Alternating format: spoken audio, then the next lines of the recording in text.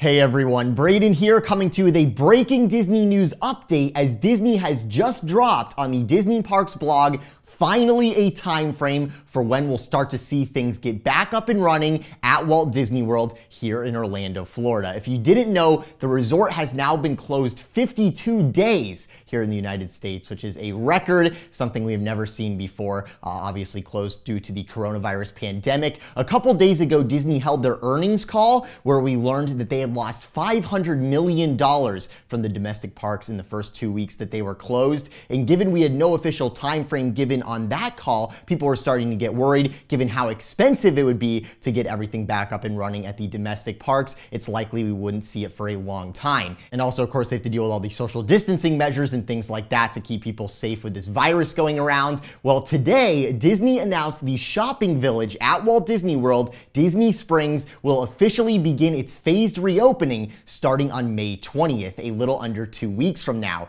And if you're like, I don't care about shopping at Disney, why does this matter to me? This is very significant because this is the first thing that we are seeing reopen at Walt Disney World. This is the start of what will eventually lead to all the parks being able to reopen, all the resorts reopen, and people finally be able to get back down to Walt Disney World. So getting into the details here, what Disney means by a phased reopening is when the shopping village reopens, it'll be a small number of shops and restaurants, as a lot of the third-party shops and restaurants at Disney Springs have a lot of hiring and training to do, getting things back up to speed, supplies, all sorts of other things. But May 20th is when we'll start to see things reopen at Walt Disney World and gradually return to normal, or rather the new normal in this age of social distancing. We talked at length about this very topic on my previous video where I explained out in Shanghai, the first Disney park that'll be reopening. It's reopening on May 11th. Disney began first by reopening the park's shopping village, Disneytown, and that is where they were able to iron out many of the procedures to make sure everyone will be safe when they reopen the park itself. And given Walt Disney World is the next resort to have seen state and federal restrictions lifted, Disney now has the ability to start getting Walt Disney World back up and running, first using Disney Springs here as a test bed domestically to figure out a good system in terms of regulating guest capacity, crowd density, cleaning, all the social distancing stuff in order to be able to put together a concrete plan to start reopening the parks themselves. So safe to say, even if you don't care about shopping at Disney, this is a very important step because it's the first step in the water by Disney in terms of moving towards getting the domestic parks back open in this new COVID-19 world we find ourselves in. So that's the significance of all of this. Some very good news here for those of you hoping to get back to Disney anytime soon. In the post announcing Disney Springs reopening May 20th, Disney elaborated on some of the initial measures that will be put in place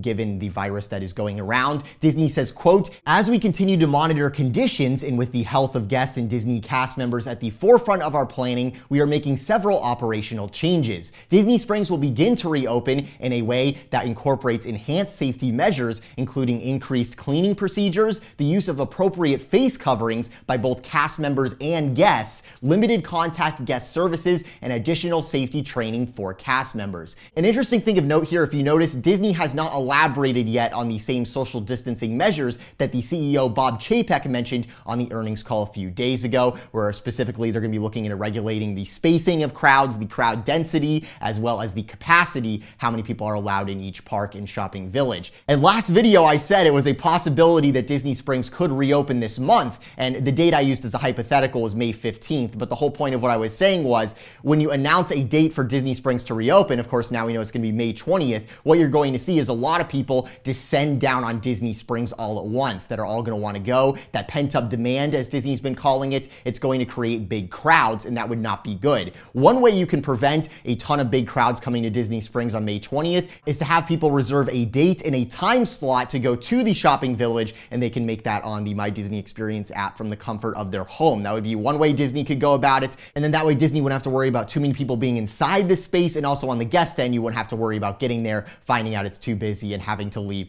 disappointed. In the post, Disney says the shopping village will have limitations on capacity, parking, and operating hours. Given this unprecedented situation, we appreciate everyone's patience and understanding as we navigate through this process as responsibly as we can. Additional protocols and procedures may be announced closer to the opening date. So likely all the gray area as far as how Disney's going to make sure there aren't too many people inside, making sure there aren't any big crowds, that will all be announced closer to the opening date, which is May 20th. So be sure to subscribe with those notifications on, because I'll be right here to bring you all the details as soon as Disney brings us more information, telling us how on earth they're going to go about reopening the parks and the shopping village and all this stuff, how they're going to regulate crowds inside of these areas that are very much going to be in demand if the pent-up demand that these theme parks are talking about seeing in their surveys and stuff actually ends up materializing, and you just have tons of people that want to come down and check everything out. As far as making sure you don't have big crowds accumulating, I could see Disney no longer having live entertainment, musicians and street acts around the shopping village, so people don't accumulate around single spots where you have like a big crowd that it starts